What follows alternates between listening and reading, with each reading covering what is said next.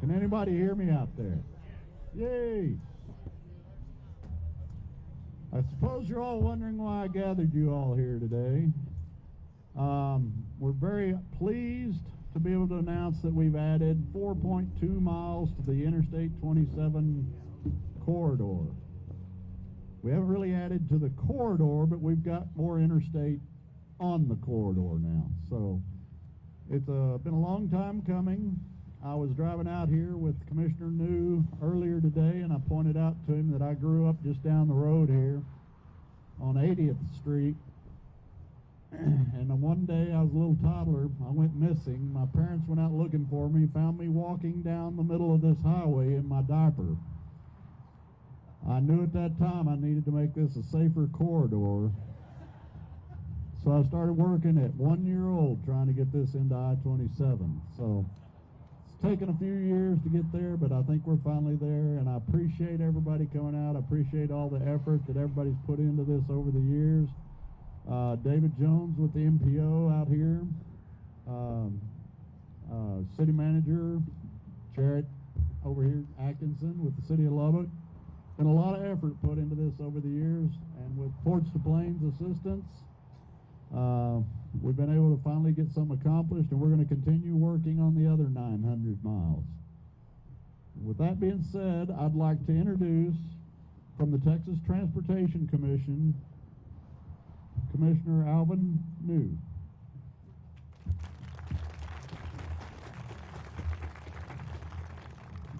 Hello, that's my favorite kind of introduction. It's nice and short and sweet. So I guess, most of us go to college and we don't know what we want to be when we get big, and then Steve figured it out at 1. Not too bad. So I am here to tell you thank you for being here, and that it is my pleasure to say thank you to Senator Ted Cruz and to Congressman Jody Arrington, and I'm also joined up here by our chairwoman of the I-27 Advisory Committee at TxDOT, San Angelo Mayor Brenda Gunter, Lubbock Mayor Mark McBrayer, the Ports to Plains Alliance President and CEO Lauren Garduno, and I see others. I see Mayor Laurie Blong from Midland. I see County Judge Curtis Parrish from Lubbock. He's on the advisory committee and vice chair, and so I think there's a lot of folks pushing on the wheel to make this kind of stuff happen. And so it's a great honor for me to be here representing the Texas Transportation Commission and talk about this new addition to the Ports to Plains corridor in I-27. My job on this really was just to push on the wheel, trying to make sure TxDOT was on board with a designation of I-27, and the governor would sign off saying he'd help us get it built. And so that was my part of pushing on the wheel, and it takes that, everybody doing what their part is. The Ports to Plains corridor is important to the state's economy, to our citizens, and our place in the global marketplace. Last fall, the Federal Highway Administration and Texas Transportation Commission approved the expansion of the first new segment of I-27, making a significant milestone in the development of the Ports to Plains corridor. This addition between Lubbock and La Mesa is part of the existing 124 miles of I-27. This expansion will enhance traffic flow, improve public safety, and ensure continuity in the state highway system. The new segment will run concurrently with U.S. Highway 87, and with the installation of the new signage, we continue to execute the I-27 system in Texas implementation plan. This unveiling marks an important step on a long journey. And for us out here in West Texas and South Texas, Laredo, Eagle Pass, Del Rio, and up to through Dumas and up to the Oklahoma border as well as the New Mexico border, all of this is very important as our part of upgrading the Ports to Plains corridor into an interstate facility for economic prosperity for all of us that live out here in these parts. And it's good for Texas, and it's good for our nation.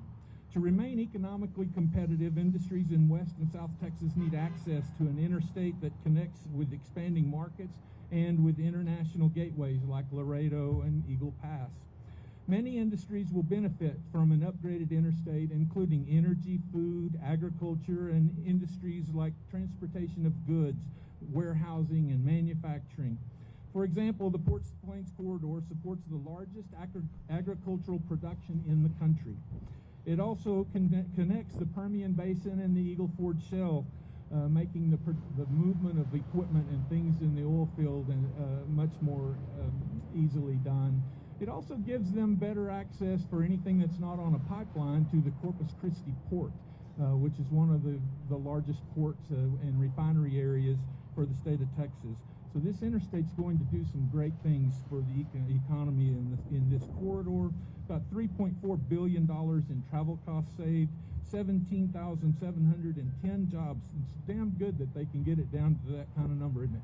17,710 jobs created, and $2.2 billion in annual GDP increase for this area of the state. And it also has a great impact, economic estimated impact for the rest of Texas. $690 million in travel costs saved annually, 4,400 jobs created elsewhere in Texas, and $640 million annual GDP increase in the other parts of Texas with the completion of this interstate in today's dollars. Congestion help for San Antonio and a direct connection to Denver, to Salt Lake, to Seattle, which is the 9th busiest port in the United States. All of these things are going to help, and I just want to spend a little time, because it's important to the governor that we're working on congestion at all times, and that's what this does. This sets us up where things that come in from Laredo, 15 to 20,000 trucks, when they come in right now, they have to go to San Antonio to hit 10 to go west, to go to those ports that I described. When 27 is in place, they leave Del Rio, they leave Laredo or Eagle Pass, they go due north and they hit 10 and they leave. And they're not part of San Antonio's congestion. They're not part of Austin's congestion. So all of this stuff is symbiotic in the way that it works for the state of Texas. And I think that's an important part of this. Again, I want to thank you for having me here, and thank you for the part that the Texas Transportation Commission and TxDOT had in this. And look forward to working with you to continue to make this thing come together as I-27 and completion of the Ports to Plains corridor. It's my pleasure now to bring up Senator Ted Cruz, and we're very appreciative for his work on the designation.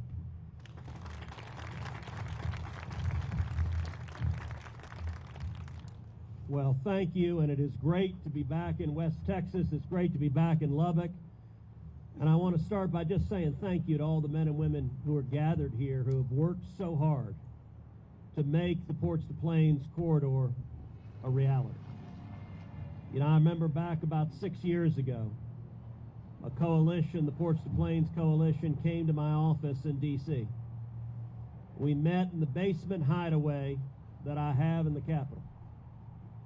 And the team, many of whom are here today, laid out why this transportation corridor was so critical to trade and commerce, so critical to jobs, so critical to the prosperity and continued abundance in Texas. And they made an ask. They said, Ted, will you lead the fight to make this a reality, to make this happen in the United States Senate? Folks had been trying for a long time and had been running in to roadblocks, running into bureaucratic delays in the Senate, and it hadn't gotten done. I said, I would be honored to take up this task and do the hard work that it needs to make it happen. I teamed up with Ben Ray Lujan, Democrat from New Mexico, and we said we're going to make I-27 a reality. And I'll tell you, simultaneously, I also teamed up with Raphael Warnock, Democrat from Georgia, to make I-14 a reality. I-14 will run from the Permian Basin east all the way through to Georgia and the Atlantic Ocean. I-27, Ports to Plains corridor, is a 963-mile corridor that connects West and South Texas to Mexico. Starts in Laredo, goes up through West Texas, goes up through the Panhandle, goes up through New Mexico, Oklahoma, Colorado. It meets up with the Heartland Expressway, which runs through Colorado, Nebraska, and Wyoming, and then joins the Theodore Roosevelt Expressway that extends through South Dakota, North Dakota, and Montana. And finally, through Montana, it reaches Canada. The corridor spans 26 Texas counties and includes portions of critical interstates throughout the state.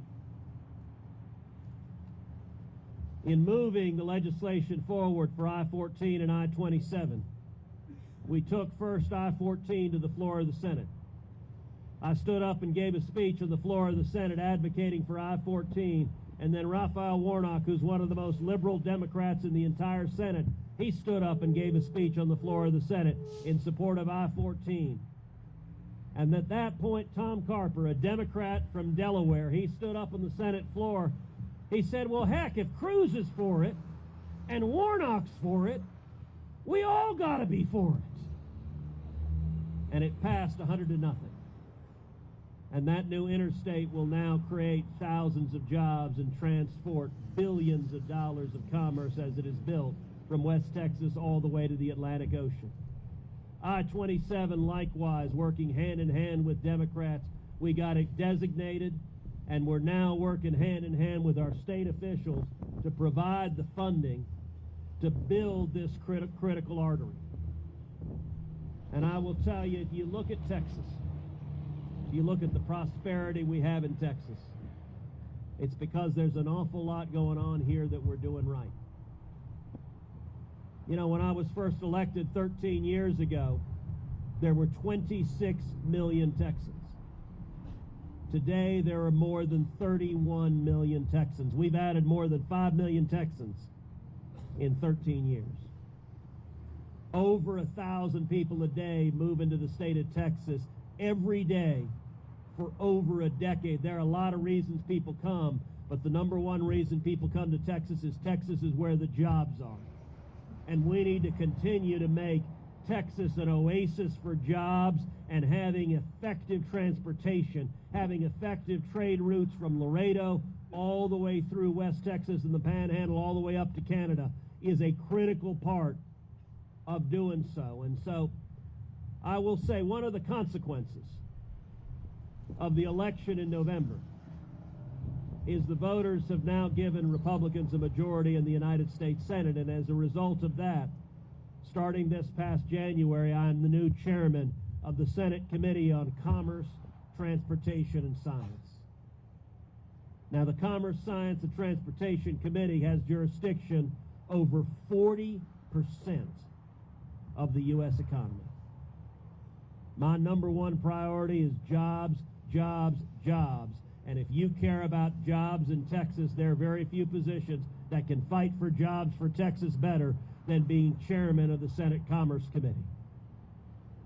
Among other things, the U.S. Department of Transportation, we have jurisdiction over the Transportation Department. So I'll tell you, to the good men and women at TxDOT, I am working hand in hand with you and hand in hand with the Transportation Department that we are going to ensure the funding is here to fully build this interstate so that it is an artery that is traveling trade and commerce and goods and livestock and crops and cotton and oil and gas and all of the commerce that we have traveling through this vital artery. And so I just want to say what I started with.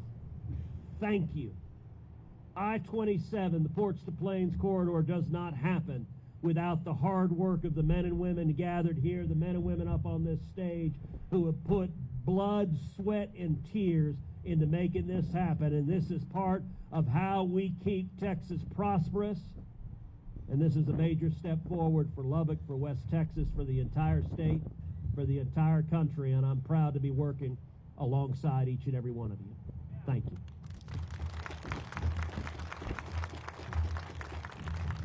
And now I have the honor of introducing your great congressman, a ferocious advocate for Lubbock and West Texas, who personally delivers bales of cotton to every member of Congress and fights for you every day, Congressman Joni Arrington.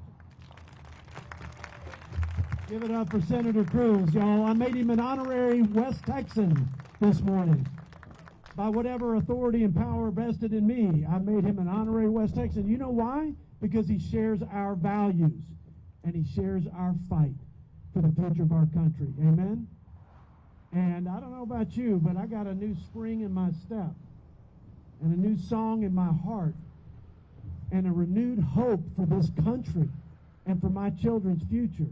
Amen? Do you feel that? Do you feel a little bit of that dark cloud lifting? Well, listen, if we're not going to make America great again unless we keep America energy independent and food secure. And you can't do that without the cowboys and plowboys and the roughnecks and the roustabouts, the God-fearing, freedom-loving people of West Texas and in rural communities throughout the heartland. And so I am proud of our nation's investment in the ag and energy epicenter and communities like West Texas throughout that Ports to Plains corridor.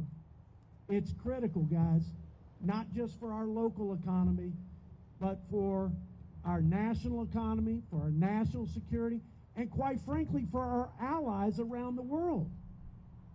So we are indeed open for business, and we intend to supply the world with our food, fuel, and fiber, our abundant, reliable, clean, and affordable ag and energy from right here in God's country.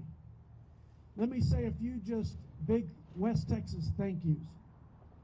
First of all, thank you, West Texas, for letting me be your voice in our nation's capital. I have never been more honored to serve and to fight and to work for a better group of people than my people back here on the South Plains and in the big country. I want to thank Mr. Alvin New, former mayor, our commissioner, our voice for rural Texas. I want to thank the local leaders in the audience and those on stage. I want to thank our partners, our regional TxDOT partners. Mr. Warren, thank you so much for being a great partner and believing in this project. And I want to thank Mr. Ted Cruz. Three things that were my top priorities to ensure a strong and prosperous West Texas when you sent me to Congress. Number one, we had to get cotton back in the Farm Bill. In 2018, it would have devastated what represents billions of dollars to this region.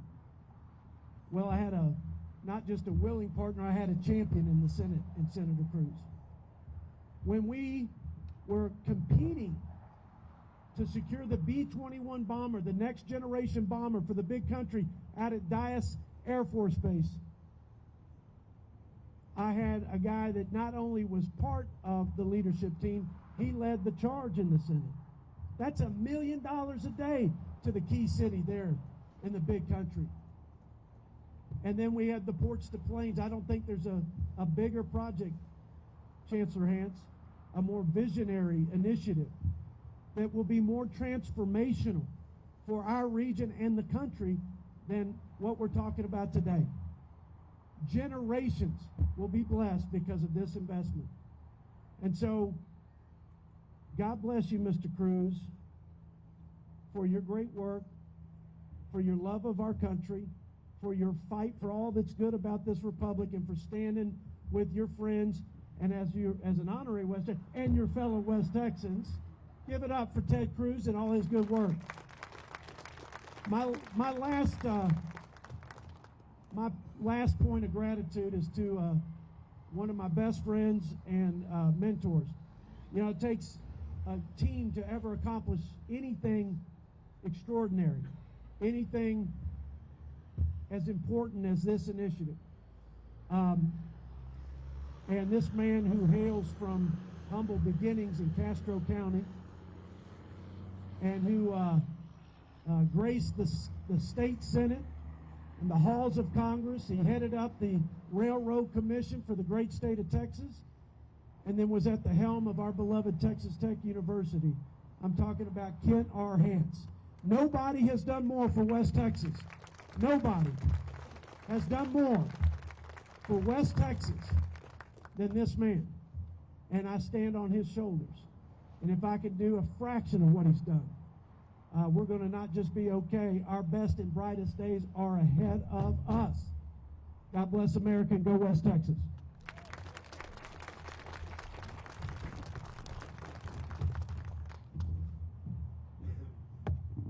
unfortunate part about me speaking now is I'm having to follow these guys and their speeches, so I'm not sure what else I can add to the conversation. They've said it all, but let me say the following. Today is a sign. It's about putting up a sign, but it's also a sign that I-27 is no longer just about a dream, but it's about a reality. So many people have said, this is never going to happen. Forget about it. It'll never happen in my lifetime. So today that we had the opportunity to celebrate the first I-27 sign, we'll say to everybody, it is a reality. It's no longer a dream. And it is about having people like Senator Cruz and Representative Jody Harrington to be our voices, to be the leaders that we needed to make this process happen. And it's also about Senator Perry, because he and our Texas legislators believed in this process. And he fought for us very strongly with TxDOT and said, we need to finance a study.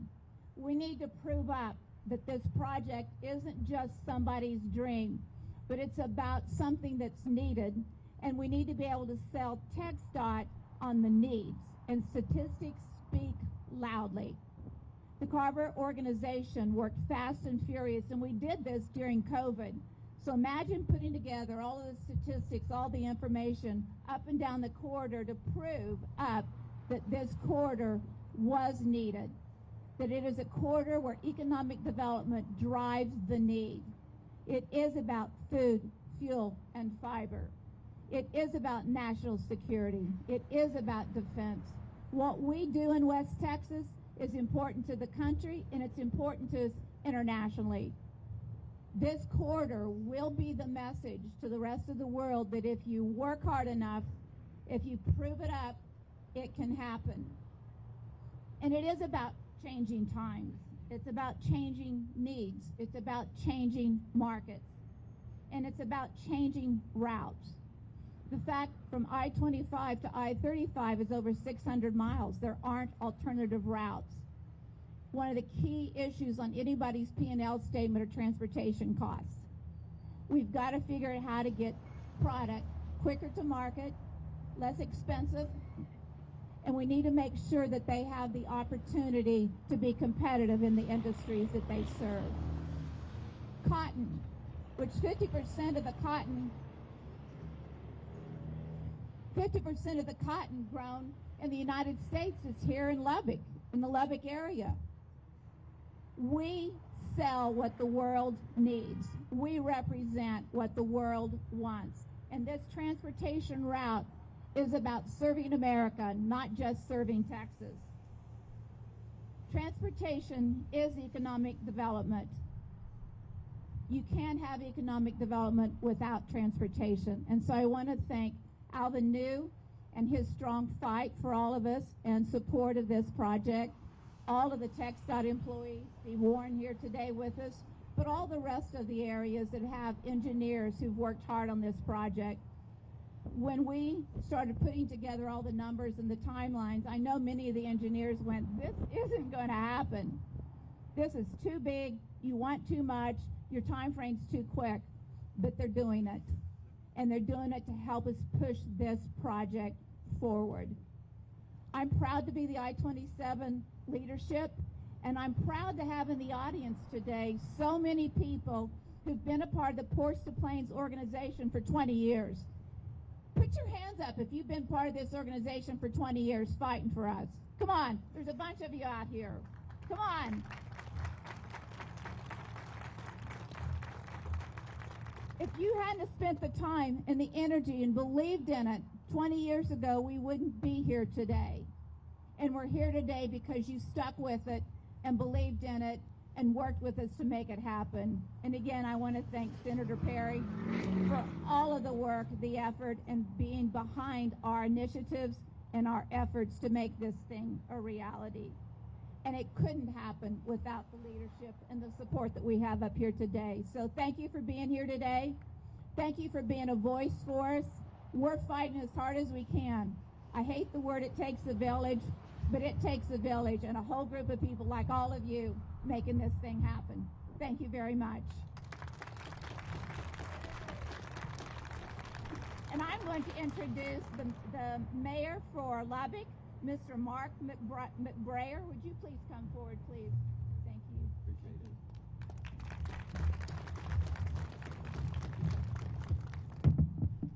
You know, whenever you have this many politicians together in one place, it must be that they all see the importance of what's happening here. And so it's a tribute.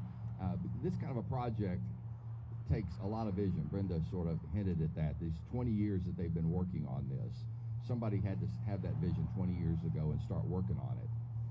But not just having a vision, but staying committed to that vision over those years and the years ahead. We still got a lot of years ahead of us to bring this vision to fruition. I had the opportunity to be with the Ports to Plains Alliance, to be up in Washington, D.C. a couple of weeks ago with Brenda and with Tina and Bobby, and I'm trying to think of who else I see here today that were up there with me. It was my first opportunity as mayor of Lubbock to work on that, but I know other mayors have worked on that, other city council people have worked on that. I just step in here, I keep that ball moving forward, but the thing that impressed me about it was from Texas, from Oklahoma, from North Dakota, from South Dakota, from Nebraska, all the people that were there working together, cooperating to make this. None of us were working against each other. We all saw that we needed to work together, and we were all working together to have, and I'm going to steal a little bit of Trump's language, a big, beautiful road. We're going to have a big, beautiful road here. And I'm hoping we can get him excited about that, too, because this is the kind of stuff that our president gets excited about. Brenda sort of focused on it. There's not an interstate between 35 and 25, 600 miles. When I had the opportunity to meet with, of course, met with our senator here, Cruz, and met with Jody Arrington, and met with Henry Cuellar, a Democrat down in the valley, and he told us that the bridge from Laredo was had two bridges of 8 lanes each. One was being expanded to 18 lanes, the other to 16 lanes. All that 18-wheeler traffic, and where's it going? It's going over to I-35. You driven I-35 recently, and how congested it is? I mean, the vision and the need for this project is greater now than it's ever been. So I think we're in the best place ever now to get it moved forward. I'm glad we have a pretty decent day here to celebrate this. I'm standing before you as a mayor, but again, I stand in a long tradition of people who've worked very hard over the years on this. We've never lost sight of the importance of this project to our community here. So I want to thank all of them for all their work. It's not just about freight and flow, it's about our readiness for the future. I mean, as our congressman likes to say, food, fuel, and fiber, it all runs right through Lubbock, Texas, and it runs up and down the middle of this country, the best part of this country. It's about assuring that our city and communities south of us have this infrastructure in place to compete, to thrive, and to grow also along with us.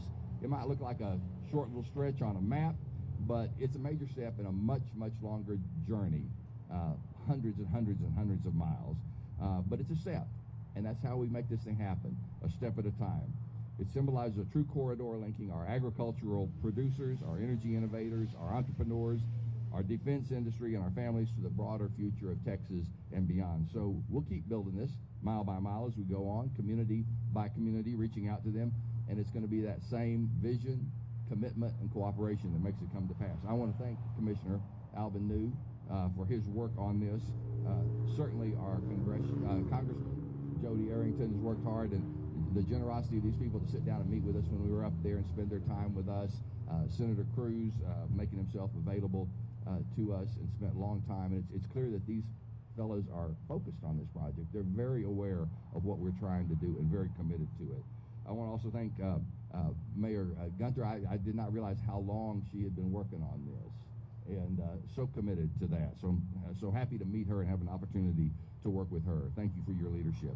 And thank you for Lauren Gardenia, who's also up there working very hard with us. Got a great guy here in Lauren working for us. So I want to thank all of them in the Ports to Plains Alliance. God bless West Texas. God bless Lubbock. And I want to introduce Lauren now to come up and finish us off here. Lauren, or is it Steve? Steve, you're next? Okay, Steve, come on up here. Thank you. Thank you, everybody.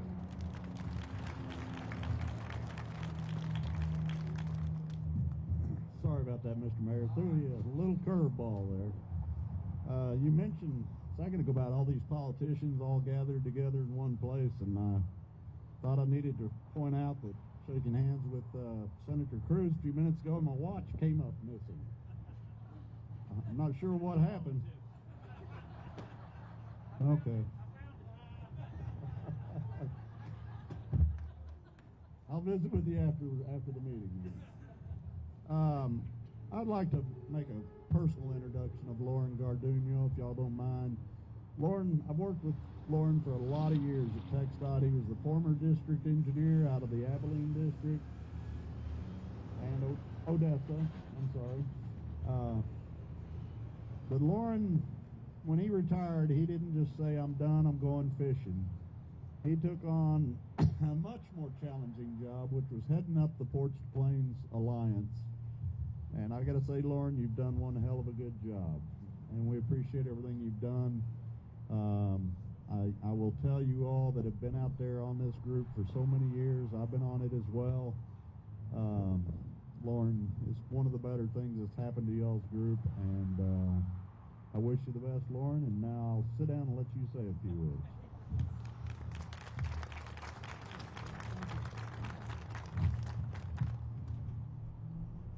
Well, we spent a lot of time and a lot of effort to get everybody in this out here today. So I know it's running long, but guess what? We spent a lot of time and a lot of effort to get everybody out here today. So let's just relish in that moment and take an opportunity to celebrate what we're here to do. We're here to celebrate actually the sign unveiling of Interstate 27 extension, 4.2 miles south of Lubbock on our way to Laredo eventually someday. And I want to start off first of all by thanking TxDOT at the state level, Commissioner New, for championing this for us and representing the rural counties of Texas and having an interest in Lubbock and San Angelo and Amarillo and all the way up and down this corridor, all the way from Dalhart all the way down to Laredo. Commissioner New has been a champion for a rural corridor in Texas, and I'm very appreciative of that, and will continue to be so. I'm grateful to Steve Warren in the Lubbock District, because as this interstate gets designated as a future interstate, or this corridor gets designated as a future interstate, it doesn't move to an interstate unless the TxDOT district engineer decides to study that, put the effort in, evaluate it, and put the money into it to be able to upgrade it to an interstate standard.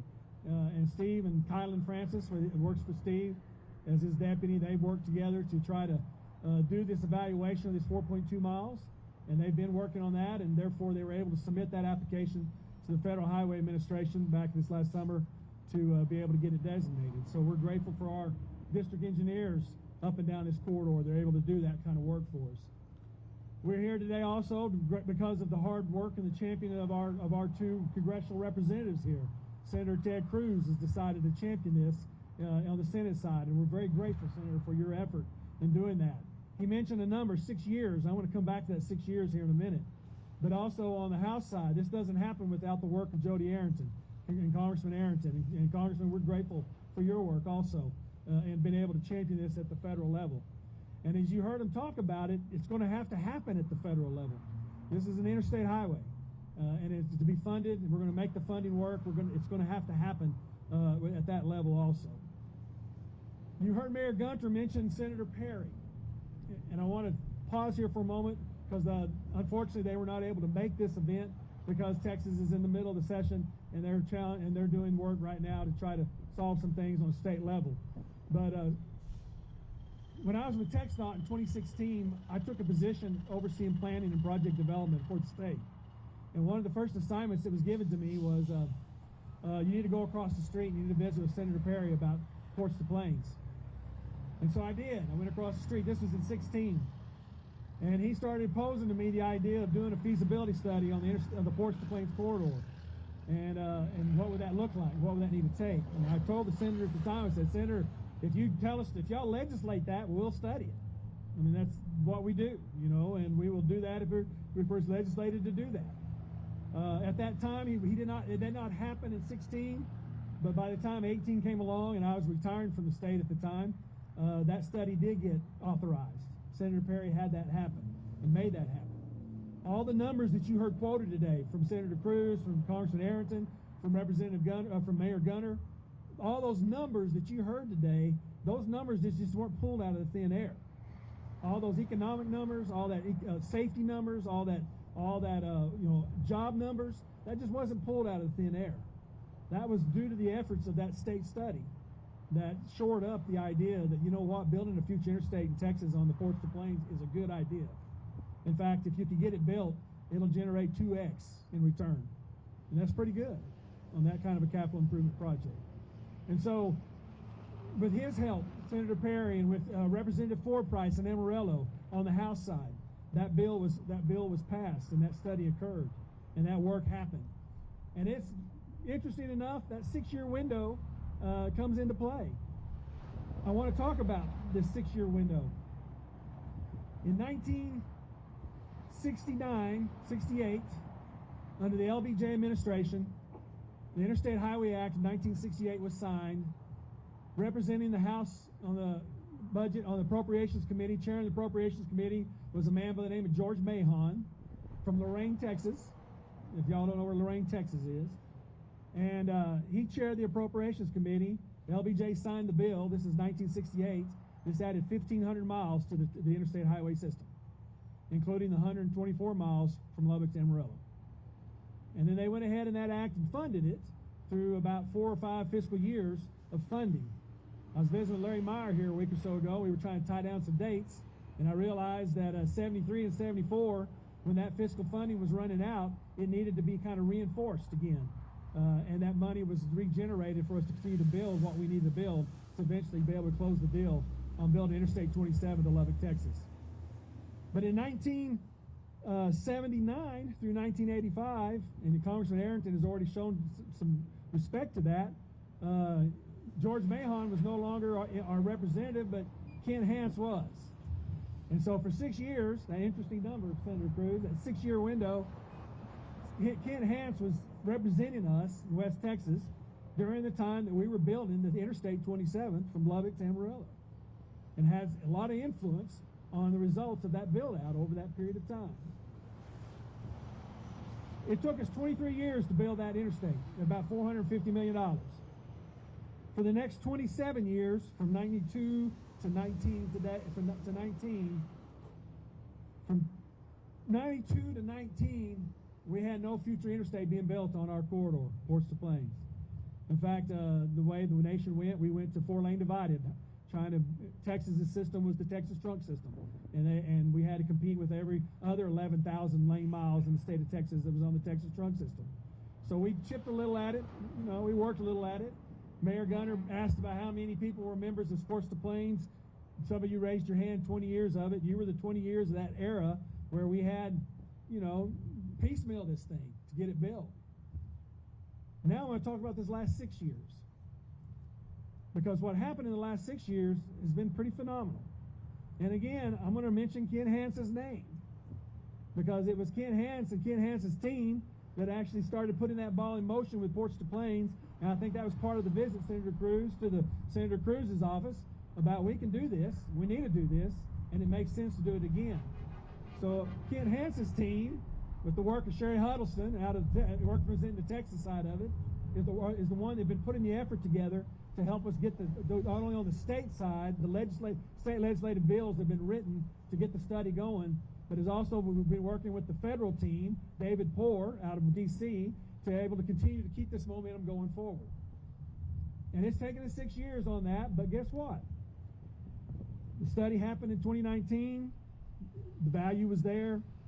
The interstate designation happened in March of 22. The interstate numbering designation happened in March of 24. We had a little hiccup there. I just assumed that it was going to be I-27, right? Because we had some I-27.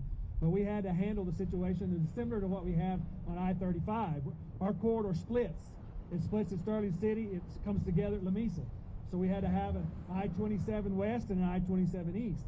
But we got through that, worked that out, made that happen, and that all happened in March of 24. And then, of course, today, in September of 24, and why we're here today, the Federal Highway Administration bought off on Steve Warren and Colin Francis's application to upgrade this 4.2 miles of this current corridor to interstate standard and name it I-27. So that's what it takes. That's what it takes. Our estimate today out of that study was $28 billion when it was done in 2020. I think today, TxDOT's 2050 plan says the estimate's going to be about $32 billion to build Interstate 27 today.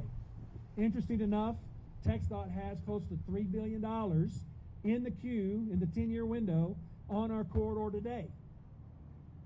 And if you look at a future Interstate Highway Act, which can happen, and with the help of Senator Cruz and Congressman Arrington, can happen, if we get an Interstate Highway Act going into the next fall and the next year, all we got to do is come up with a 90%, 10% ratio. Well, Texas has got 10% already on the corridor. We just got to put another 90% from the federal level on the Interstate Highway Act. And folks, we can build you Interstate 27 all the way through Texas and get it done sooner than later. So I'm honored to be up here. I've been at this job for 2 years with Ports to Plains. I'm honored to be a part of it. I was a district engineer, as Steve said, in Odessa in 2004 when we signed a study. Colorado DOT did the study on all the corridor. I actually have my name on that study. And I thought, well, okay, as I get old and decrepit in my old age, I get the chance to maybe see something on the back end of this thing as we try to build Future 27 today. So I'm grateful for all of you being here and supporting it. I'm grateful for all of you being, those of you that are members of the Alliance. It takes this advocacy to get this done. It's always taken good roads associations. It's always taken chambers of commerces. It's always taken business leaders. It's always taken mayors. It's always taken county judges. It's always taken those people to get this stuff done in the United States of America, and it's no different on the Ports to Plains corridor today. And we want to thank you for that. And as we can kind of conclude this event, I want to kind of point everybody's direction over to our TxDOT guys working over here by the interstate, because at this moment in time, we're going to actually turn that sign around, and we are now unveiling Interstate 27.